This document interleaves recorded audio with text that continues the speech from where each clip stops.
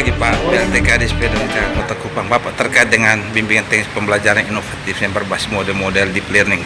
Pagi ini sedikit digambarkan Dinas PDNK Kota Kupang terus menggenjot guru-guru dan lingkupnya untuk meningkatkan kualitas pendidikan kita. Ya, jadi hari ini sampai 3 hari ke depan kami menyasar teman-teman guru di 72 sekolah SMP MTS yang masing-masing sekolah itu 2 orang.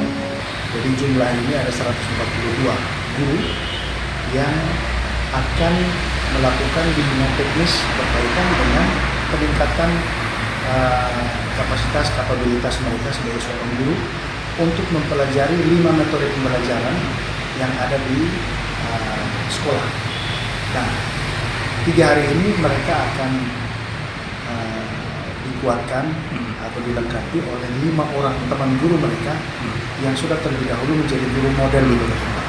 Nah, dengan demikian kami harapkan 142 guru ini akan menjadi pionir-pionir di sekolahnya masing-masing, menjadi model di sekolahnya masing-masing berkaitan dengan pola-pola pembelajaran yang harus beradaptasi dengan keadaan sekarang. Untuk kemajuan pendidikan di Kota Kupang menurut tanggapan Bapak sehingga titik yang sekarang ini? Selama ini sudah baik, tetapi yang namanya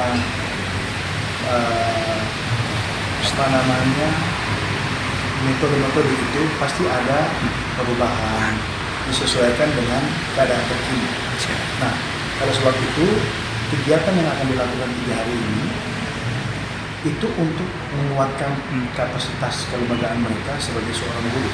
Bukan berarti yang kemarin itu tidak baik, tidak, sudah bagus, tetapi ada metode-metode yang baru yang harus juga diketahui dan dipraktikkan oleh teman-teman guru kita ini di sekolah masing-masing. Apakah ini juga mengimbangi sebuah pola pendidikan yang sementara berkembang di media gadget di dunia maya kita ya, yang kemudian salah satunya itu.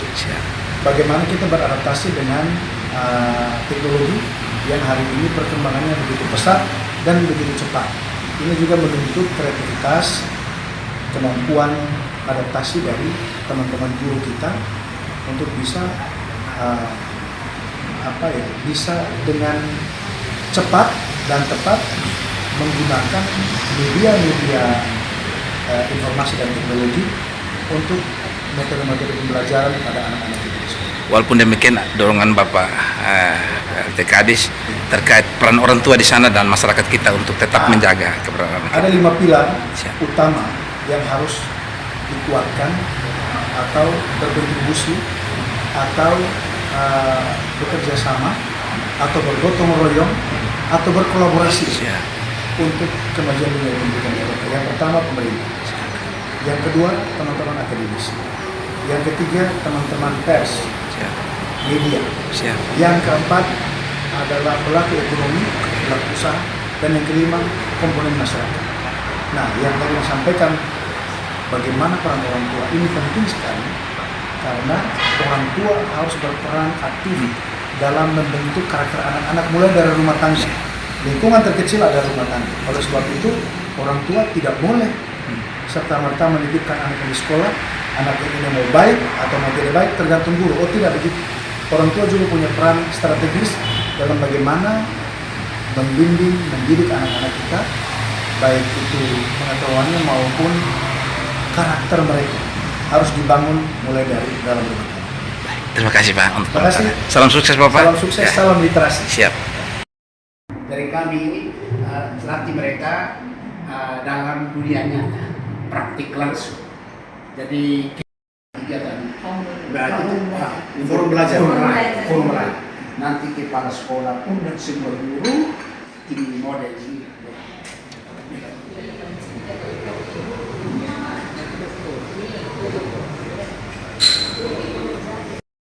Yang lain dari tuntas satu model pula tiga model. Norma-norma yang berlaku dalam kehidupan bermasyarakat. Karena tujuan pembelajarannya adalah satu, menjelaskan pengertian norma. 2, mengidentifikasi norma-norma yang berlaku di dalam masyarakat. 3, memberikan contoh perilaku yang mencerminkan norma-norma. Akhirnya guru ini dia masuk, anak-anak hari ini kita belajar tentang norma-norma. Siapa yang tahu apa itu norma? Anak tidak tahu. Guru jelaskan norma adalah kaidah yang berlaku dalam kehidupan masyarakat. Dalam masyarakat norma-norma ini hafalan, ingatan. Jadi kalau guru evaluasi soal berbunyi, jelaskan pengertian norma, siswa bisa jawab. Sebutkan 4 norma yang berlaku dalam masyarakat, siswa bisa jawab. Berikan contoh perilaku yang mencerminkan norma hukum, siswa bisa jawab. Tidak mematuhi norma isoman. Ini analisis, ini penerapan. Siswa tidak bisa jawab. Kenapa siswa tidak bisa jawab? Karena guru mengajarnya masih permukaan, yaitu berbasis ingatan. Dia belum membawa siswa sampai penerapan, belum mendalam. Konsekuensi selama ini Bapak Ibu mengajar berbasis permukaan menghasilkan output atau lulusan orang-orang penghafal semua. Lalu apa yang terjadi ketika di masyarakat? Kan kebutuhan lapangan, kebutuhan aplikasi, bukan kebutuhan menghafal. Di lapangan dia bingung, walaupun ijazah bertumbuh. Karena apa? Proses pembelajaran berbasis permukaan. Baru C3 di bawah, belum C4, C5, C6. Atas dasar itu, di tahun ajaran yang baru ini Kemdikbudristek mencanangkan program yang disebut kurikulum mereka tetap dipertahankan, peningkatan pembelajaran yang diperbaiki, yaitu pembelajaran minat. Nah, hari ini Bapak Ibu saya hadirkan 5 orang ini dengan masing-masing satu model, dan model itu tetap dalam roh atau prinsip declaring yang diadaptasi dengan teknologi. Jadi model akan disampaikan hanya 10 menit, pengertian, singkat, kelebihan kekurangan, penjelasan. Habis model itu dibawa dalam satu RPM, rencana pembelajaran mendalam. Dia akan tunjukkan ini, kalau model ini dibawa ke RPM seperti ini. Lalu kemudian dia bertindak dari guru Bapak Ibu menjadi siswa. Jadi kegiatan kita ini Bapak Ibu sedikit bicara, lebih banyak praktik. Kami tidak mau membawa Bapak Ibu ke teori, kami membawa Bapak Ibu ke dunia praktik. Itu catatan pertama. Yang kedua, teman-teman yang kita undang ini, kita kegiatan ini pelatih training of trainers, pelatih berarti teman-teman pulang akan melatih kawan dan komunitas lain. Maka ada bahagia yang dia ikuti dan kuasai ketika pulang dia tidak bingung. Berduka kita yang diabetes mondar mandir kamar mandi, karena dia setengah-setengah tahun lalu dia pergi ke bikin aturan di sekolah. Ingat pengalaman yang PM sementara berlangsung ke sudah SMP sudah itu dikawal. Saya kasih turun orang kalau 2 orang itu yang diundang PM, mereka yang narasumber. Angkat tangan yang ini sudah ngajar di sana narasumber PM, angkat tangan. Angkat tangan, itu ada berapa ya toh? Kenapa saya undang 2 kriteria? Pertama guru yang paham IT, maka itu saya buka IT semua. Yang kedua akademik di atas rata-rata, itu orang kemampuan di atas rata-rata.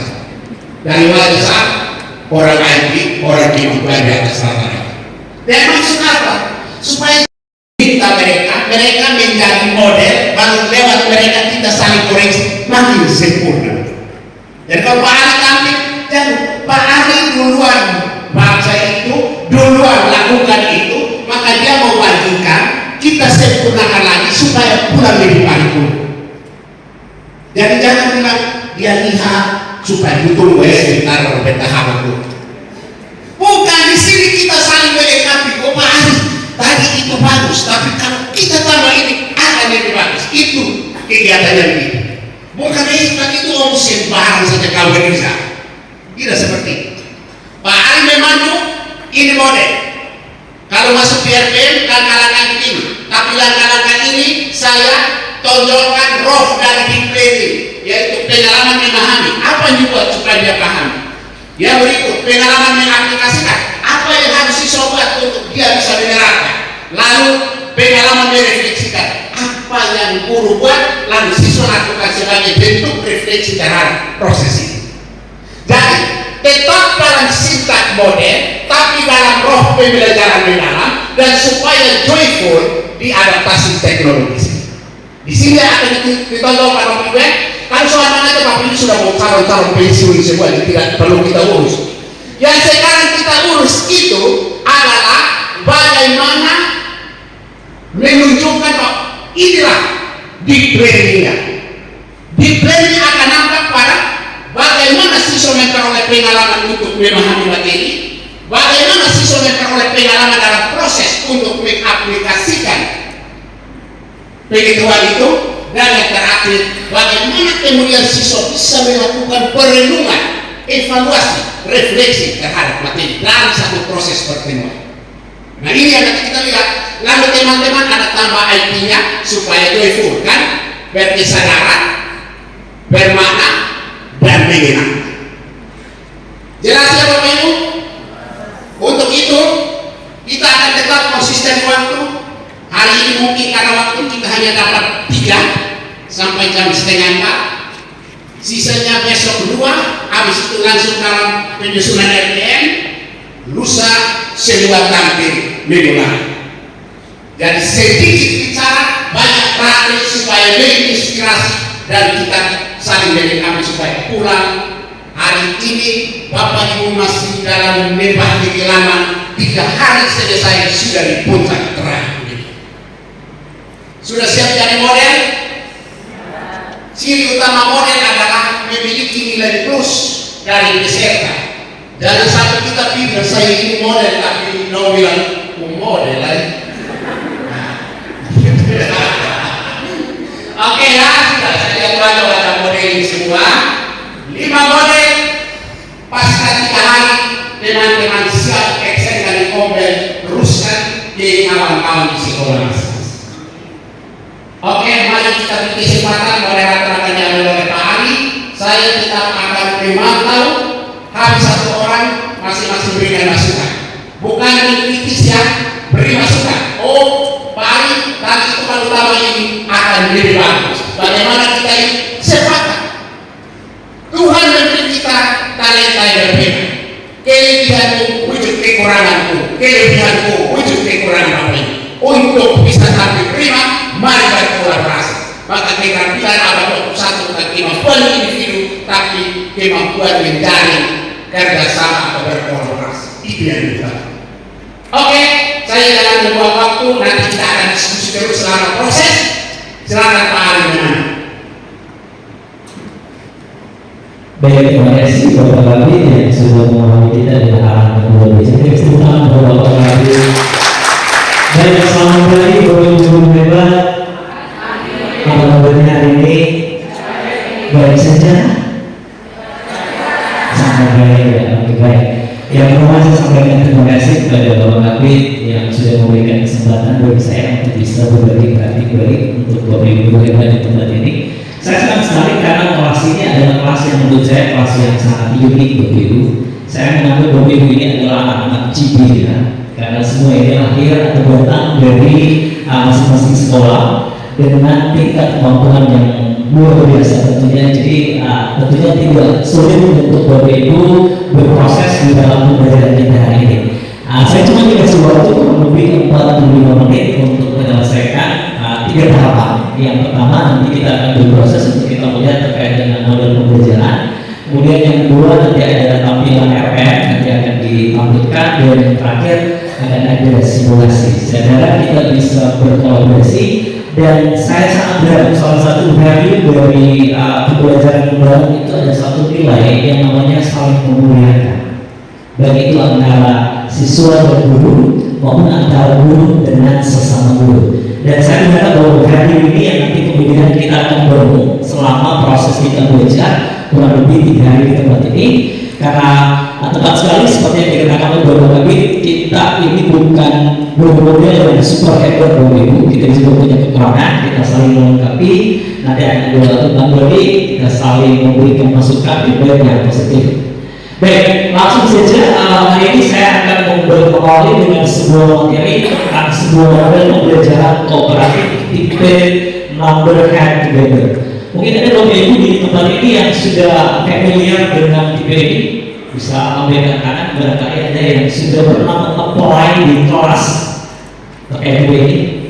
Oke, boleh ya, baik. Dan ini masih baru ya untuk Bapak Ibu. Ini kita yang nanti akan kita belajar tentang number head together. Apa itu number head together?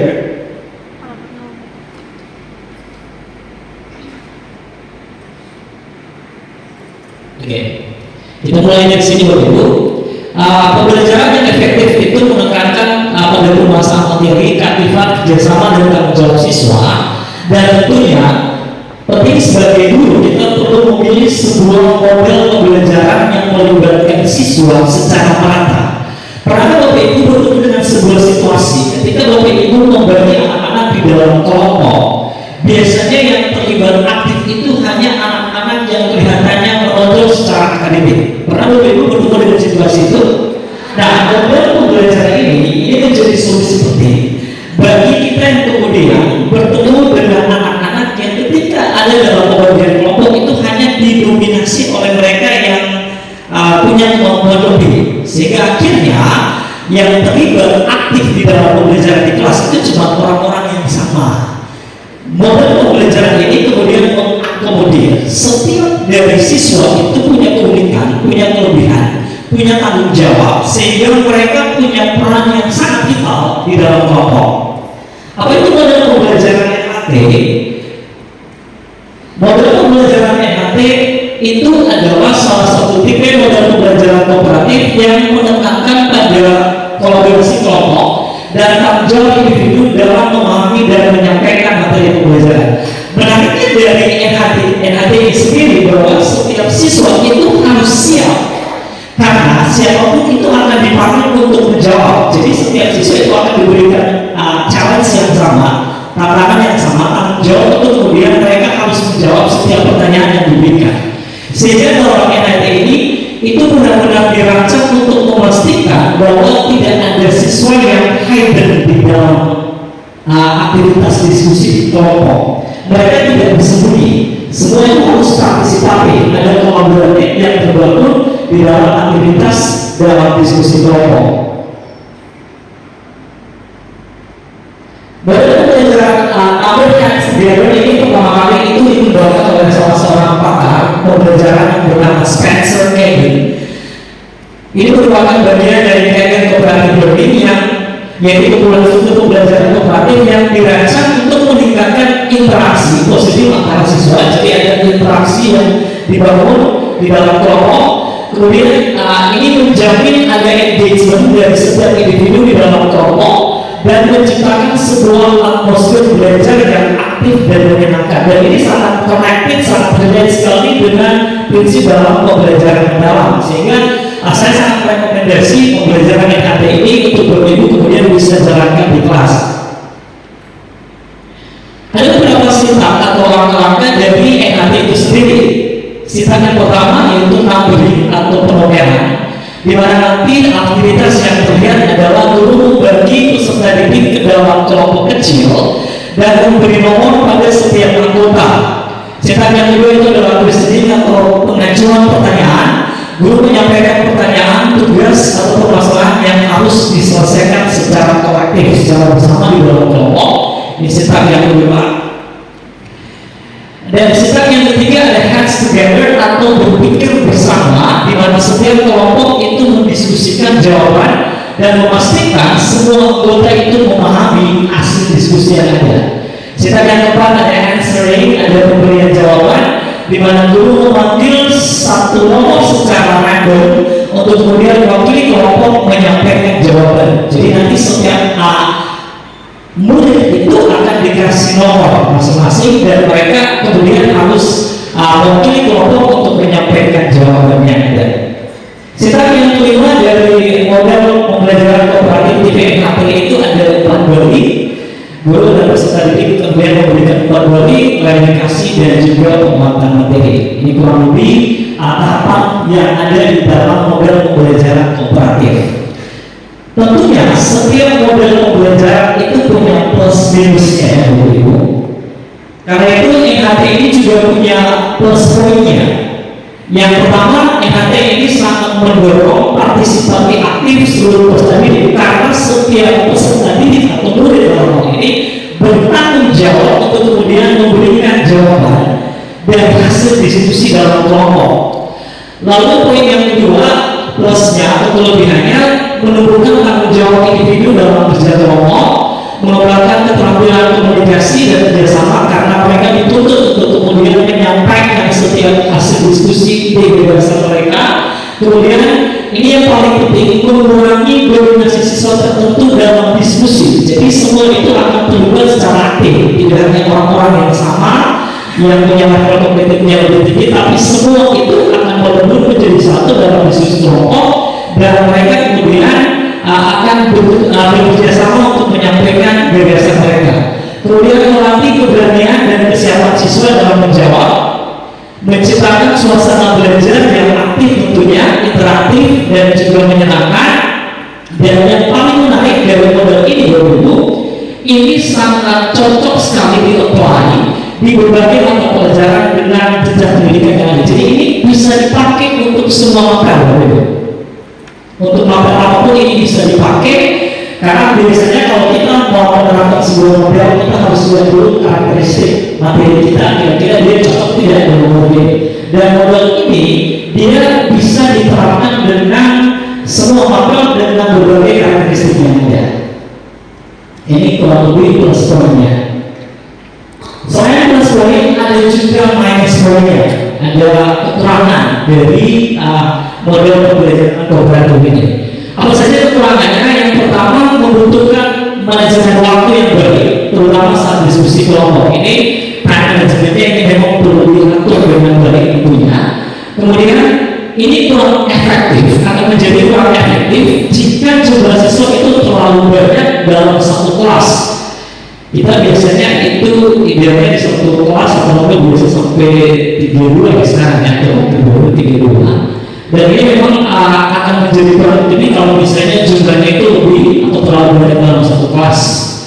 Kemudian siswa dengan kemampuan rendah dapat merasa tertekan jika belum siap, karena memang mau tidak mau dia harus siap, dia harus ready kan, dia harus siap. Jadi ini kadang dia ini sebentar giliran saya harus bagaimana ya. Jadi memang dia harus siap. Ini jadi satu tantangan tersendiri. Ini kekurangannya, siswa dengan kemampuan rendah kemudian dapat merasa tertekan jika belum siap. Dan yang terakhir, ada sebaiknya bahwa diskusi ini bisa kurang optimal jika kerjasama kelompok tidak terbangun. Jadi ini peran guru sebagai fasilitator untuk mendampingi proses diskusi yang dibangun di dalam kelompok ini sangat krusial sekali. Nah ini kalau lebih sebaiknya. Maka kesimpulannya dari pembelajaran ini, model pembelajaran kooperatif tipe Number Hands Together ini sangat mendukung terwujudnya pembelajaran mendalam, yaitu berkesadaran, bermakna dan menyenangkan, karena ini melibatkan keterlibatan aktif dari seluruh peserta didik dalam proses belajar melalui diskusi kelompok, menjaga individu dan sebagainya. Ada kolaborasi komunikasi yang terbangun dan sikap saling menghargai. Itu akan menjadi salah satu budaya belajar yang terbangun di dalam model pembelajaran ini. Oke, itu kurang lebih terkait dengan model pembelajaran ini. Nanti materinya kita akan share nantinya. Langsung saja kita lihat RPM-nya dulu. Kalau ditampilkan, Pak ya. Oke, ini RPM yang sudah terintegrasi dengan model pembelajaran kita. Oke, di bagian atas. Terus seperti ini bisa ke atas seperti ini. Iya. Oke, dulu ini mungkin Bapak Ibu sudah sangat familiar pastinya. Dimulai dari tampilan awal yang identifikasinya, yang kedua ini secara keras saja saya tampilkan. Kemudian di bagian identifikasi peserta didik, lebih seperti ini. Kemudian ada materinya adalah tentang saya mau membawakan materi topiknya terkait dengan tingkat perbandingan degree of comparison. Ini DPR yang akan dicapai dari pertemuan ini. Ada kolaborasi, ada komunikasi, kemandirian dan juga ada penanganan kritis. Desain pembelajarannya ada ceritanya, ada lintas disiplin. Kebetulan materi ini sangat kuat dan sangat dekat sekali dengan mata pelajaran bahasa Indonesia dalam aspek perbandingan makna dan struktur kalimat. Kemudian ini tujuan yang kita mau capai, ini goal yang nanti kita mau capai dalam pertemuan ini, memahami konsep dan juga mampu menerapkan terkait dengan kapasitas dan tulisan dengan dalam hal ini topik video operation. Terus bawah, oke di scroll, oke ini topiknya. Tadi metodologisnya kita mengadopsi model pembelajaran kooperatif di PNHT dengan metodenya ada diskusi, ada tanya jawab dan juga ada presentasi singkat untuk memperkuat pemahaman serta melatih komunikasi tentunya. Di dalam belajar ini ada lintas Indonesia juga yang mendukung pemahaman peserta perbandingan ini. Nah ini saya masukkan orang tua karena orang tua tentunya akan mendampingi dalam latihan penggunaan. Jadi ada tugas yang diberikan dan nanti kita akan kolaborasi komunikasikan dengan orang tua untuk bisa melakukan pendampingan. Oke, kemudian lingkungan pembelajaran ruang fisik dan virtual materinya sudah disampaikan sebelumnya melalui platform Google Classroom untuk anak bisa belajar di rumah. Kemudian ada tambahan latihan di sana. Ini budaya yang nanti terbangun dalam pembelajarannya. Ada budaya kolaboratif, ada budaya inklusif komunikatif, dan juga ada partisipasi aktif dari semua murid. Penggunaan digital saya mengadopsi beberapa platform aplikasi digital, ada Zoom, ada Word, ada Microsoft dan juga ada video edukasinya. Dalam pengalaman belajar ada langkah-langkah pembelajarannya mulai dari pengalaman belajar yang pertama itu tahapan memahami. Ini kegiatan awalnya ada relasi bermakna, persepsi kontekstual, kemudian turun ke bawah dan motivasi mengembirakan. Langkah-langkahnya sudah tergambar di sana. Ini kegiatan intinya yang nanti model ini kita sudah integrasikan di dalamnya. Dari tahapan yang pertama memahami dengan prinsip berkesadaran dan bermakna. Ini setup yang pertama adalah beri itu membagi murid dan seterusnya. Kemudian di tahapan yang kedua mengaplikasikan, ada prinsip yang terbangun di sana, ada questioning, ini setup yang kedua. Lalu ada hands together, masih dalam pengalaman belajar mengaplikasikan. Oke, turun ke bawah, lihat. Dan pengalaman yang terakhir adalah merefleksi dengan prinsip berkesadaran bermakna menyenangkan, ada answering, dan yang terakhir itu ada feedback. Kemudian turun ke bawah, ini kegiatan penutupnya. Kemudian ada assessmentnya, dan tambahannya ada rubrik sebagai lampirannya. Ya, kurang lebih ini tampilan FM yang sudah diintegrasikan dengan model pembelajaran kooperatif di PNHT. Dan kita langsung saja masuk ke dalam simulasi kelas. Saya butuh kurang lebih 16 orang sebagai volunteer yang siap untuk jadi siswa. Jadi kita sudah diskusi dengan teman-teman tim bahwa nantinya Nomor 3 apa lagi? Nomor 3 masuk di TP2 supaya tapi ketika di hebat yang ada di Kota Kupang. Luar biasa, tepuk tangan dulu Bapak Ibu. Nah, baik Bapak Ibu, pada saat ini saya akan membawakan model pembelajaran kooperatif di PTSTS atau to stay to stray. Ya, mungkin saya perkenalkan dulu ya. Ada beberapa yang sudah tahu saya karena kita sering kegiatan sama-sama, tapi mungkin ada yang belum kenal atau yang muka tahu tapi belum tahu nama. Baik, perkenalkan, nama saya seperti yang tertera depan, Brian Martin Rubinara. Saya dari pendiri SMP Negeri 2 Kupang. Saya mengampu mata pelajaran matematika. Oke, Fani, silakan Fani. Baik, Selamat siang Ina. Nama siapa? Nama saya Esra Mujilobo. Hah? Saya salah seorang guru di SMP Negeri 5 Kupang. Oke, sudah berapa lama tahun mengabdi sebagai guru di SMP Negeri 5? Kalau sebagai guru di SMP 5 itu baru jalan setahun lebih. 1 tahun lebih. Soalnya kan sebelumnya itu saya mengajar di SMP Mercusuar. Oh, Mercusuar. Pengalaman di Mercusuar nih. Sekarang sudah ASN atau? Sudah. Luar biasa, puji Tuhan ya. Oke. Nah, ini terkait kalau di guru kelas berapa? Kalau di guru kelas mengajar sekarang itu kelas 7 dengan kelas 8. Itu seluruh mata pelajaran atau Khusus informatika. khusus informatik terkait dengan BIMTEK hari ini pembelajaran bagi guru-guru SMP, MTS terkait model-model deep learning pembelajaran deep learning ini. Mungkin ada pengalaman yang kakak dapat hari ini ketika mengikuti kegiatan ini. Oke, untuk pengalaman pribadi sih untuk mengikuti kegiatan dari dinas memang ada beberapa kegiatan, tetapi khusus untuk pembelajaran ini tentang model-model pembelajaran ini baca ini. Dan ini hari yang pertama kita dikasih tahu tentang berbagai informasi model-model pembelajaran yang mungkin bisa dipakai dalam pendekatan pembelajaran yang dalam.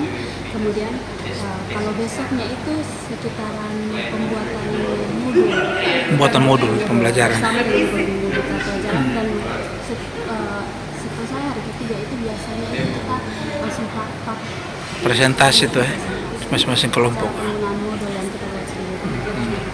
Pengalaman di sekolah selama ini sudah pernah digunakan. Kalau untuk modul-modul yang tadi sudah disebutkan Jigsaw, ya. kemudian yang baru-baru STST, TS tuh? STS itu yang biasa sudah digunakan. Tapi saya pakai untuk pembelajaran di sekolah yang lama, karena di sekolah yang baru ini kan baru masuk beberapa hampir di 1 tahun dan memang dapat kelasnya itu hanya Beberapa saja. jadi Nah. untuk penerapannya itu tidak full semua model pembelajaran dengan 1 atau 2 saja. Misalnya kayak MAT itu paling sering. Paling sering. MAT, kemudian Jigsaw itu paling sering. Jigsaw. TS itu belum. Tapi memang sudah belum. TS itu ada hubungan dengan apa namanya keseharian juga ya, metode ini dengan keseharian. Atau hampir semua Semuanya itu berhubungan. berhubungan. Tergantung materialnya, tergantung karena tadi sesuai contoh itu dibandingkan karena materinya sama dengan Nah ini apa? Selama Anda menggunakan beberapa metode itu antusias siswa di sekolah terkait dengan mengikuti proses KBM itu bagaimana? Metode yang baru jika dibandingkan dengan yang lama-lama gitu. sebenarnya antusias ini tergantung dari pembawaan Wah, guru. menyampaikan model pembelajaran di kelas. Betul. Kalau misalnya guru lebih berpatokan dengan metode-metode Klasik ya kayak dulu, klasik, monoton. pencerahan itu pasti akan apa? Tapi kalau sudah dipadu dengan berbagai metode, Pasti. dan gurunya asik menyampaikannya dengan santai, itu pasti materinya akan Efektif lagi. Ha. Nah, ini penting untuk diteruskan begitu. Penguatan kapasitas bukan saja pada kesempatan ini. Apa respon Anda terkait dengan program yang dibuat oleh Dikdas Dinas PDNK Kota Kupang? Kalau menurut saya ini salah satu program yang sangat baik dan bahkan harus ada seperti ini terus-terusan supaya kita guru itu kalau misalnya ada perubahan di dalam sebuah kurikulum ya, dan kemudian diberikan model atau metode yang baru untuk dibarukan dengan perubahan kurikulum yang baru, jadi itu dapat membantu. Jadi kayak guru-guru tidak ketinggalan, oh ada yang terbaru tapi kenapa gurunya tidak diarahkan ke yang Baru. Menurut saya ini sangat bagus. Sekiranya program-program seperti ini untuk membantu guru dia lebih berkembang. Jangan sampai dia berhenti di tahun ini, We. Artinya PLT Kadis. Terus dan mungkin dibuat dengan versi-versi lagi yang baru supaya memang kegiatannya itu jangka panjang. PLT Kadis PDNK Kota Kupang, Dinas PDNK mensupport kegiatan seperti ini untuk terus diadakan peningkatan kapasitas terus menerus dengan pantauan evaluasi yang terukur begitu. Nah, Anda sendiri kok bisa terpilih dari sekian banyak guru di SMP Negeri 5 itu kenapa sih begitu? Mungkin semangat untuk belajar. Anda bangga begitu ya? Bangga. Terpilih dari yang lain. Ucapan Anda untuk kepala sekolahmu dan guru-guru yang memberi kesempatan Anda ini. Terima kasih Bapak Kepala Sekolah dan Kepala Kasek yang langsung mempersiapkan saya mengikuti kegiatan ini. Dengan begini saya bisa lebih memotivasi diri, mengembangkan diri untuk terus belajar dan menjadi guru yang profesional. Oke. Selamat dan sukses Ina Guru di tugas-tugas selanjutnya hingga tuntas di hari yang ketiga. Dan kiranya materi BIMTEK kali ini sangat kemudian berdampak buat Anda dalam tugas-tugas pengabdianmu dan di sekolahmu, di lembagamu mengabdi. Sukses selalu Ibu, salam sukses, salam literasi. Bapak Ibu, ini adalah hal yang menarik dari model pembelajaran Ibu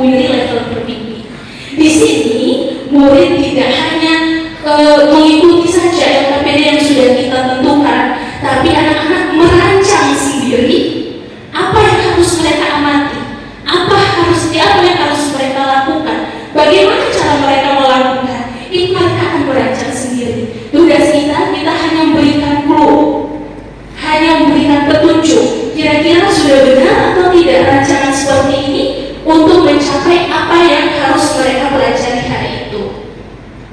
Selanjutnya, mereka akan melakukan percobaan atau pengamatan untuk memperoleh informasi. Next.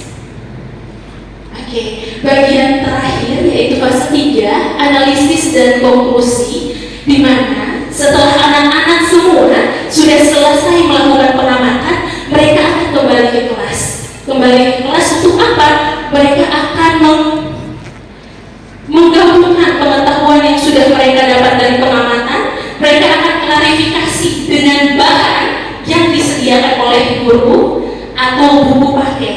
Jadi Bapak Ibu, anak-anak setelah itu mereka harus menguji hipotesis mereka, apakah dugaan awal mereka itu sudah betul, atau ada hal yang perlu diperbaiki, atau ada hal yang perlu direvisi. Dan yang terakhir, membuat kesimpulan. Anak-anak membuat kesimpulan dari apa hal-hal pengamatan yang sudah mereka lakukan. Selanjutnya, oke, Bapak Ibu, kelebihan model pembelajaran ini seperti yang Bapak Ibu lihat, saya sangat menekankan bahwa anak-anak itu akan mudah untuk berpikir kritis. Kenapa? Karena mereka mengkonstruksi atau membangun sendiri pengetahuan mereka. Mereka tidak dapat langsung saja secara instan dari kita, tapi mereka sendiri yang meletakkan dasar, mereka sendiri yang menjadi pengumpul data, mereka lah kembali yang menguji hipotesis mereka. Inilah yang diharapkan dari model ini, sehingga mereka bisa membantu murid-murid kita menjadi murid yang berpikir kritis. Selanjutnya, ada pun kelebihan motivasi tinggi dan kerjasama sosial seperti karakteristik yang sudah kita lihat sama-sama sebelumnya.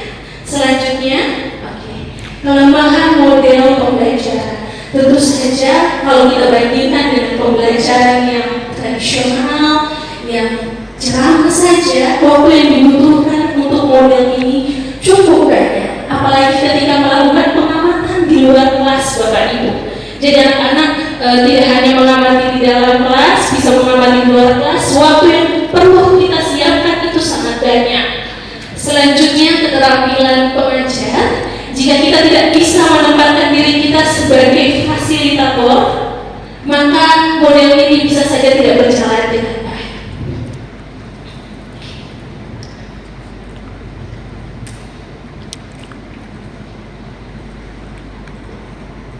Bapak Ibu, selanjutnya kita akan lihat RPM yang sudah ada.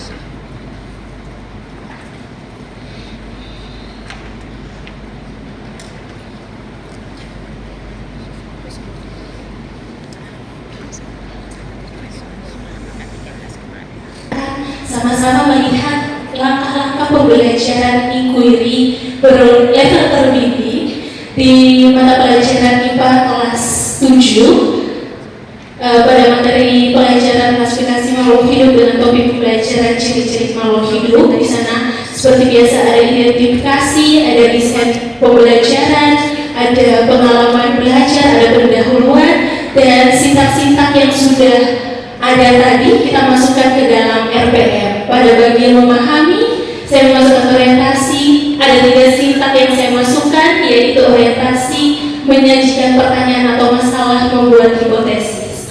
Pada bagian mengaplikasikan, saya memasukkan melakukan percobaan atau pengamatan.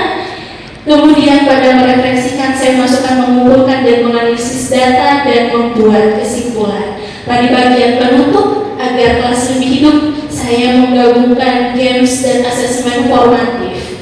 Kemudian, kemudian ada asesmen dan lain sebagainya. Kita mulai saja simulasi pembelajarannya. Saya mohon izin, kita mulai sekarang.